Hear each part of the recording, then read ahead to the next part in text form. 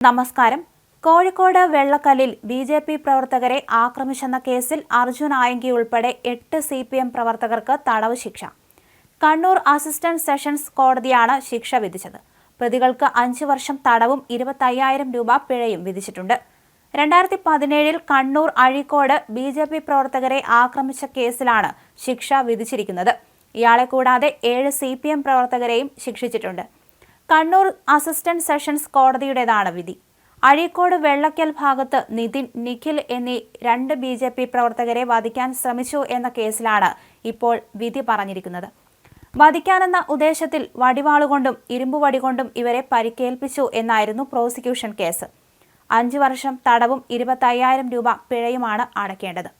അർജുൻ ആയങ്കിയെ കൂടാതെ Sajith, Job Johnson, Sujith, Lajith, Sumith, K Sarath, C Sayooj എന്നീ CPM പ്രവർത്തകർക്കുമാണ് ശിക്ഷ വിധിച്ചിരിക്കുന്നത്.